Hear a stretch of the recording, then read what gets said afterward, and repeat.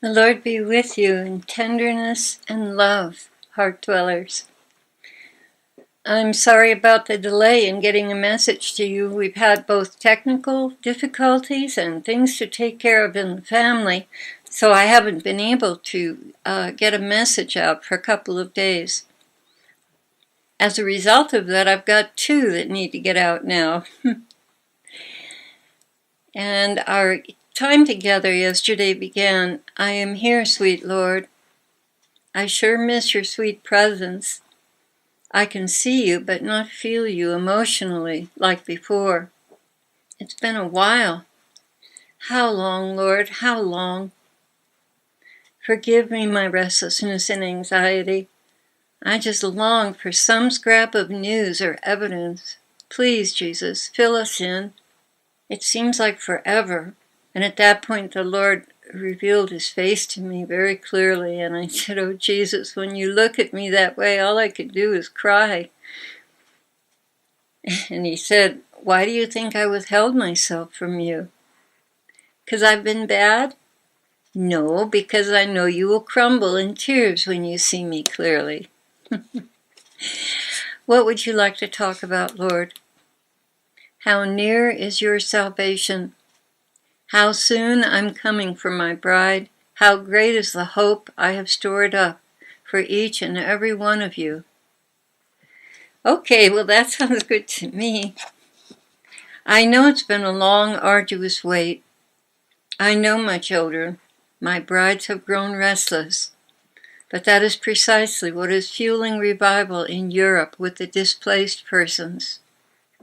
So great is their confusion that they are more easily dislodged from age-old beliefs that have kept them in bondage and created these situations, even in the world.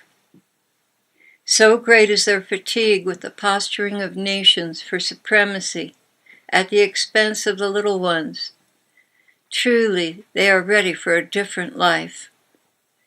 Yet corruption waxes worldwide, and no justice will truly be seen until my reign. There will always be an element to detract from the progress of nations. The ruthlessness of the one world government knows no boundaries. They are set on having what they want any way they can get it. That's why so many are fleeing. Little do they know that things there are about to take a tragic downhill turn. It is coming. It is so close, Claire. Oh, how I wish they could find peace, but they will not find it there. There will be much bloodshed and fighting for control. Just by sheer numbers, the local inhabitants will be overcome. Yes, it is more than just running from evil. There's so much that has not been realized, and coming to this juncture, tragedy will be everywhere. You see, the local authorities have no intention of enforcing the laws. They are far outnumbered by the influx of a very strong and determined race. The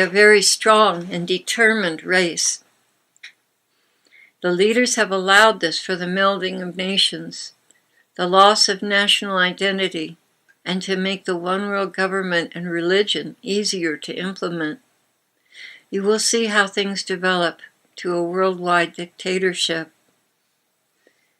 Lord, I really thought Obama would leave the White House and become the one world leader. This will happen, but not as quickly as you suspect.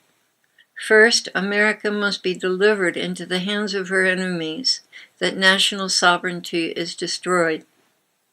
Then, having handed over America, he will become the figurehead leader who successfully brought America down.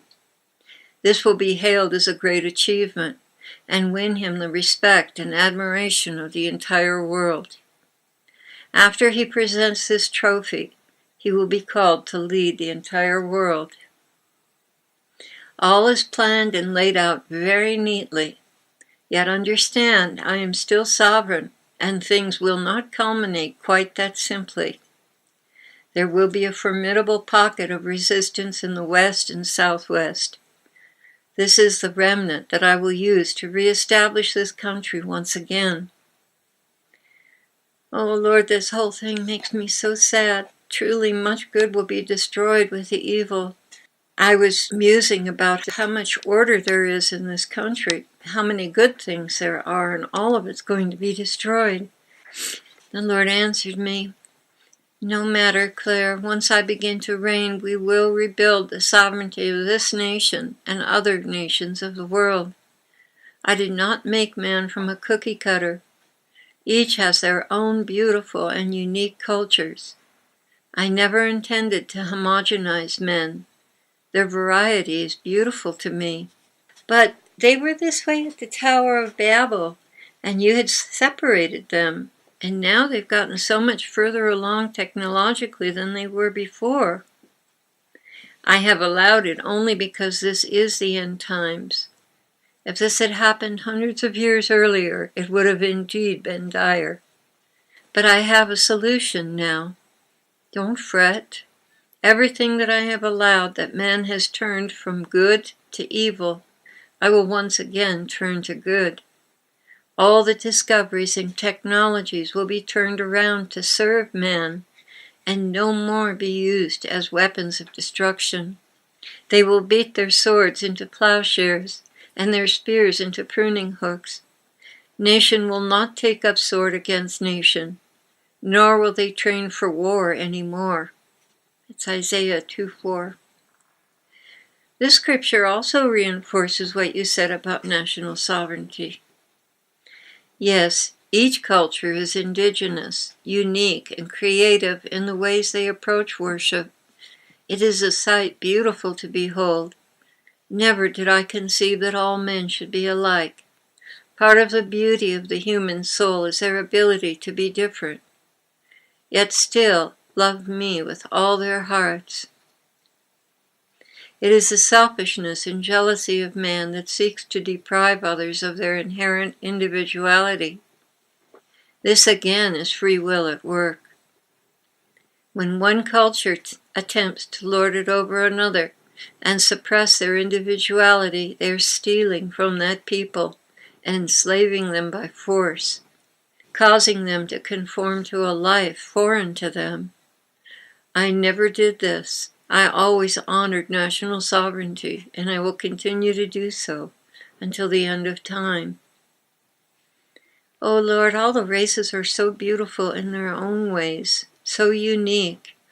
It's exceedingly painful to see movies like The Mission, where the indigenous people were slaughtered and the simplicity and beauty of their lives was taken from them. This will never again happen on this earth when I come to rule. Never, as it is written, for those who reject my laws, and he shall rule them with a rod of iron, as the vessels of the potter are broken to pieces, as I also have received authority from my Father. That's Revelation 2:27.